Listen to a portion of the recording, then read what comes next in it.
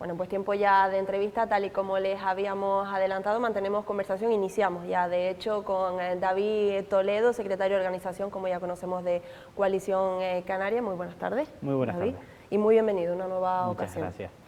Hablaremos de muchísimos asuntos, David, como solemos hacer, pero hoy más si cabe, puesto que en la jornada de ayer hacían ustedes por la tarde ese balance de gestión de este primer año de gobierno.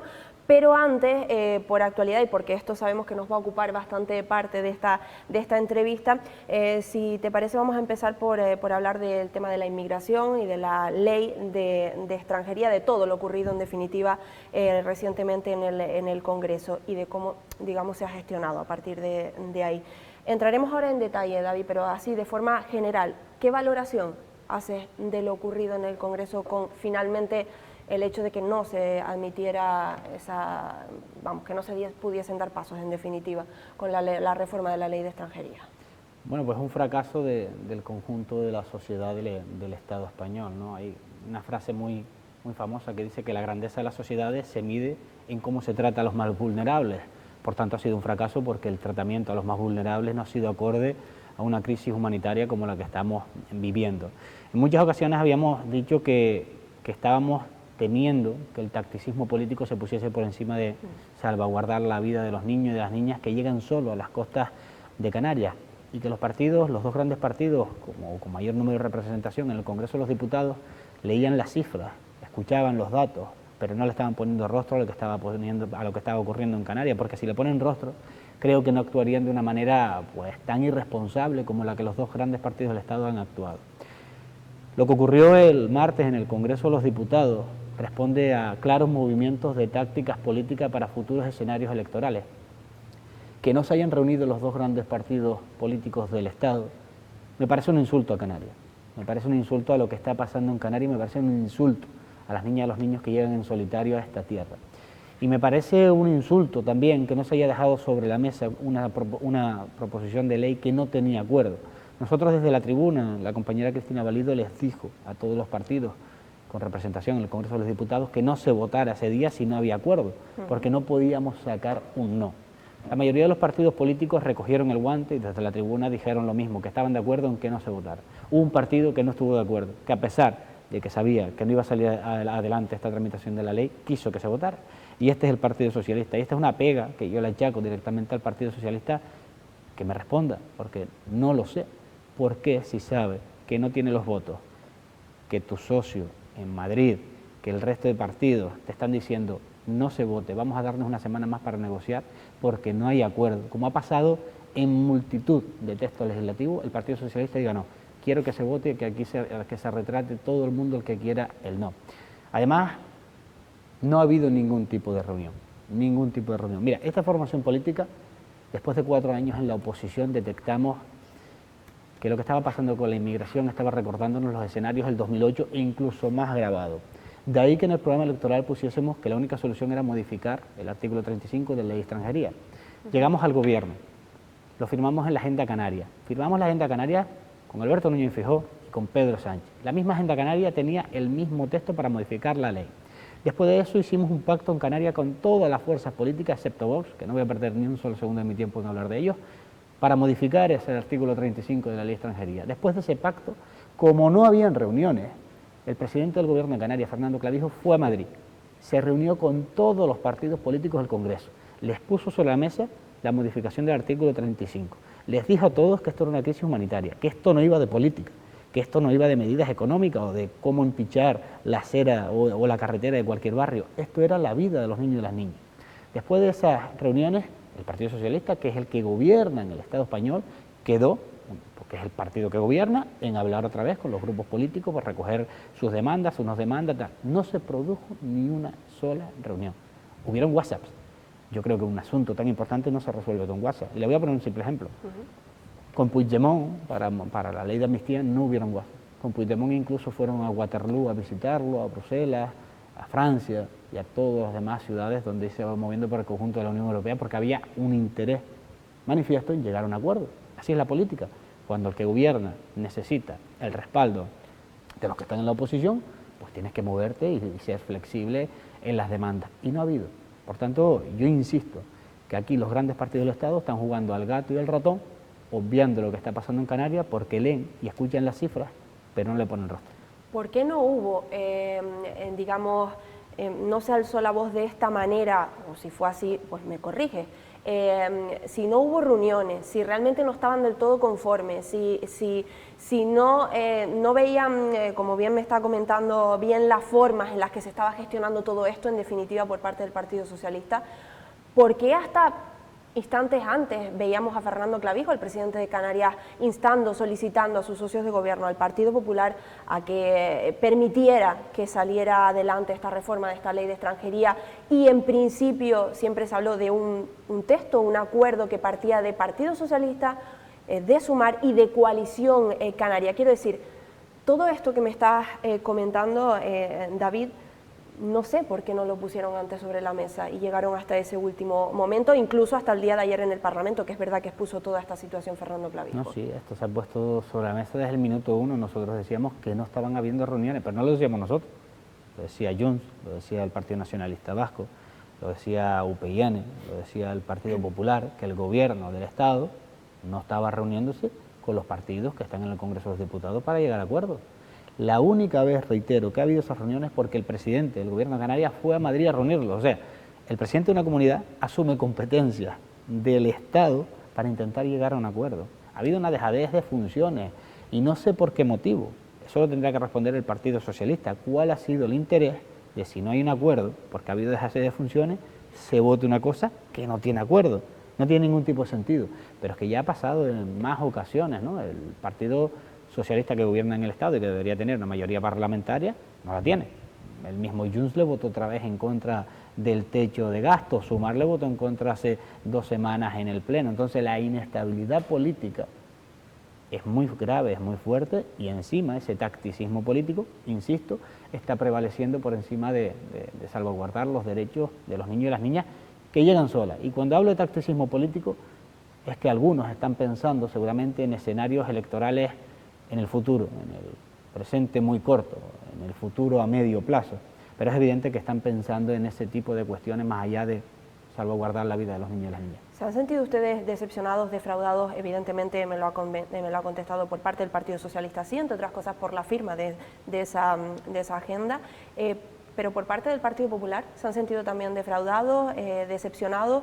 Se lo comento entre otras cosas porque Marcia Acuña, consejero responsable de menores en el Cabildo, como ya sabemos, reaccionó a los instantes de conocer lo que, bueno, no había pasado, no había ocurrido, no se había dado esa votación final, pero ya se preveía un poco el escenario y en qué iba a quedar todo. Y en la radio, en COPE, hablaba precisamente de tacticismo político, de que creía que se habían puesto los intereses políticos por encima de los intereses de todos estos menores, e invitaba a todos esos partidos, incluido, y así lo mencionaba, al Partido Popular a nivel nacional, a que se pasearan por cualquiera de los centros de menores, por ejemplo de aquí de Lanzarote, para que comprobaran la situación. ¿Se sienten ustedes, comparte primero estas palabras por parte de Marcia Acuña, y se sienten ustedes decepcionados también por parte del Partido Popular? Me siento decepcionado por todos los partidos que tienen representación en el Congreso de los Diputados. Me siento decepcionado por el Estado español. Cuando hablo del Estado español, no es una entelequia indivisible. El Estado español son los partidos, el Estado español es la Fiscalía, el Estado español es el conjunto de comunidades autónomas, y están dejando sola a Canarias. Nos tratan como una mera colonia, y lo hemos dicho en muchas ocasiones.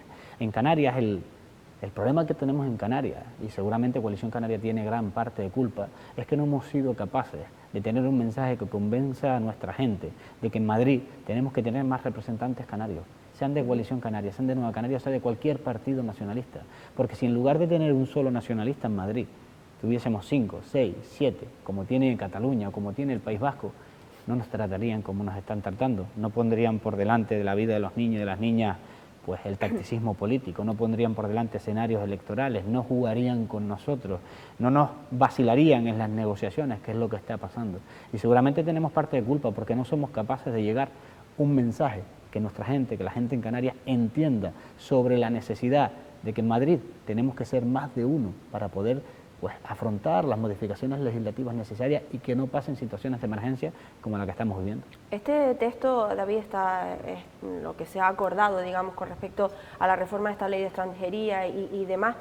si no me corrige, es un texto abierto, quiero decir, lo que se iba, para que la gente un poco comprenda, lo que se iba a aprobar no era directamente esa reforma de esa ley de extranjería, sino, digamos, dar el primero de los pasos, para que la gente lo pueda entender. Lo digo porque el Partido Popular, por ejemplo, siempre ha dicho que no está de acuerdo con el tema de la financiación, que hay 4 puntos que deberían de incorporarse y que no están incorporados. ¿Por qué no se dice sí y luego se trata de negociar todo esto? Todo eso está sobre la mesa, pero el problema es el inicial. No se han sentado, juegan al gato y al ratón, y como el Partido Socialista no los ha llamado para que ellos puedan contarle lo de los 4 puntos, que ojo, la mayoría de ellos los entiendo y los comprendo, porque si nosotros fuésemos de otra comunidad autónoma y el problema de la inmigración fuese al contrario, nosotros seguramente en Canarias diría, bien, ok, somos solidarios, pero ¿cuál es la ficha financiera? ¿Quién se va a hacer a cargo de esto?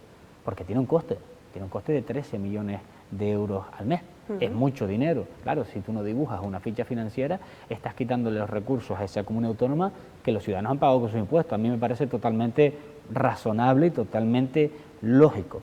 Pero como no se han sentado, como ambos están pensando seguramente en escenarios electorales futuros, e insisto en esta entrevista en decir esto, pues es lo que está pasando, que lo que pasa en Canarias queda en un segundo plano.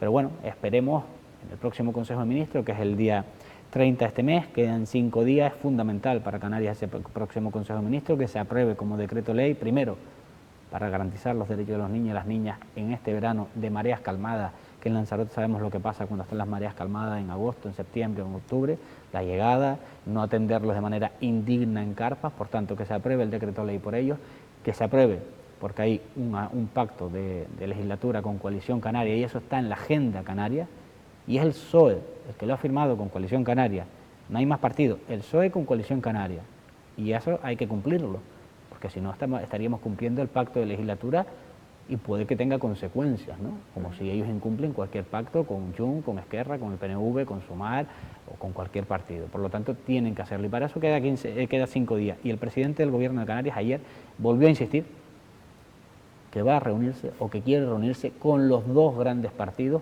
en una misma mesa de trabajo, porque como el Gobierno del Estado es incapaz de llamar al Partido Popular, el presidente del Gobierno de Canarias se ha ofrecido intermediario de reunirse con ambos en una mesa, con el texto para modificar y para llegar a un acuerdo. Una vez más, Canarias asumiendo competencias que no le compete, simplemente para salvaguardar la vida de los niños y las niñas. Ya vamos a pasar ahora enseguida a lo que nos queda de entrevista de ese balance, pero ya termino con esto, David, porque evidentemente lo principal creo que es de lo que hemos hablado, como bien decías, de los intereses de esos menores migrantes no acompañados, pero vamos a hablar de cómo queda un poco el escenario político aquí en Canarias. Sabemos que con todo esto que ha ocurrido, pues hay que preguntar también si ha supuesto alguna quiebra, en fin, entre evidentemente con Coalición Canaria y su socio de gobierno, el Partido Popular en el gobierno de Canarias, o no, o incluso han salido reforzados, no lo sé, es lo que le pregunto. Vamos a ver, en el relato político, en las narrativas, se intenta hacer una causa belli, un totum revolution, ¿no? No. El gobierno de Canarias es una institución con un programa de gobierno firmado. El Congreso de los Diputados, el gobierno del Estado español, es otra institución con otro programa de gobierno que nosotros le llamamos Agenda Canaria, firmada. En Canarias lo firmamos con el Partido Popular y en el Estado con el Partido Socialista. En Canarias el gobierno es estable, está unido, se están cumpliendo todos los objetivos. Tú coges el programa de gobierno, haces un checklist, subrayas, está cumpliéndose todo, no hay ningún tipo de problema. En el Congreso de los Diputados no se están cumpliendo las cosas, no se están cumpliendo las cosas. Primero, porque hay un escenario de incertidumbre, ¿no? Lo primero es que no habían presupuesto en el 2024 por las elecciones en Euskadi, después por las elecciones en Galicia, después por las elecciones catalanas, después por las elecciones europeas. Ayer o antes de ayer se votaba el techo de gasto, que es el paso previo para poder elaborar los presupuestos generales del Estado del 2025. Junts, socio del PSOE, le vota en contra.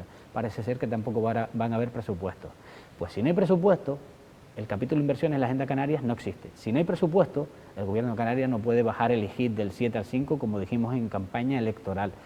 Pues, si no se modifica la ley de extranjería por decreto ley, tampoco estarán cumpliendo con la Agenda Canaria. Por tanto, ¿en cuál de las 2 instituciones está habiendo un trato que no corresponde con lo firmado? En la del Estado, pero no solamente con Coalición Canaria, es que el Partido Socialista está teniendo un problema con Junts, con Sumar con Esquerra y por eso es incapaz de sacar los presupuestos del 2024, es incapaz de sacar los presupuestos del 2025 y está viendo un escenario de inestabilidad, pero no es en el gobierno de Canarias con el Partido Popular, es al revés, es en el Congreso de los Diputados, lo que las narrativas a veces se imponen a la realidad y hay partidos que son muy buenos comunicando, pero bueno, de la comunicación a los hechos a veces va un trecho. Bueno, por tanto, queda respondido, no hay problemas en el gobierno de Canarias, pese a todo lo ocurrido con el tema de la ley de extranjería, y como bien dices, pues veremos en qué queda todo esto, insisto, principalmente, y como has subrayado tú también, David, pues por el bienestar de todos esos menores. Vamos a hablar ahora de ese primer año, ese balance de ese primer año de gestión desde el gobierno de Canarias, pero por y para la isla de Lanzarote, en este caso, que es de lo que hablaron en la jornada de ayer. Insisto, empezamos de forma así un poco general, satisfecho, contento con lo conseguido para la isla de Lanzarote desde Canarias, David.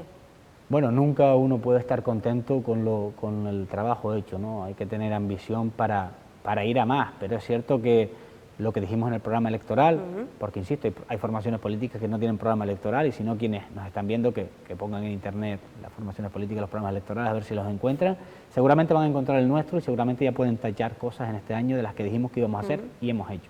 Pero satisfecho no, queda mucho por hacer, pero de las cosas que se han hecho, por ejemplo, a nivel general y que repercuten también en Canarias, cuando llegamos nosotros nos dimos cuenta que habíamos 5 grandes crisis, la del cambio climático que afecta a la subida del nivel del mar y que concretamente en Lanzarote hay 11 puntos que seguramente en 2050 van a estar comidos por ese nivel del mar y va a haber que reubicar a la gente de núcleos costeros a nuestros barrios, pero también la crisis hídrica, fundamental en Lanzarote, la inmigratoria que ya hemos hablado, la habitacional, muy importante por todo lo que estamos viviendo y la energética. Recuerde el cero energético en La Gomera nada más llegar y en definitiva.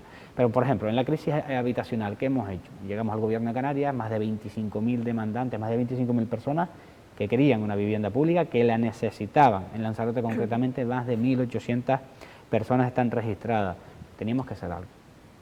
Era de imperiosa necesidad que aprobásemos un decreto ley en materia urgente de vivienda y se hizo en solo un año, un decreto ley, pero también aprobamos un proyecto ley para regular el alquiler vacacional, porque no se puede tener cuestiones en Canarias, sectores que generan economía sin una regulación, eso sería anárquico totalmente. Pues ese binomio de 2 leyes o de 2 textos normativos, tenemos la esperanza, y yo al menos estoy convencido de cuando ahora se apruebe en septiembre, falta el último paso, de que el mercado inmobiliario en Canarias va a descender, se va a regular por sí mismo porque las personas con menos recursos accederán a una vivienda, por cierto, 400 construyéndose ya en la isla de Lanzarote y más de 1.000 en Canarias, aparte del decreto. Esas personas acceden a una vivienda, por lo tanto los niveles de alquiler bajan, el alquiler vacacional, habrá viviendas que no te cumplan los requisitos, bajará todo y habrá un mercado más estable.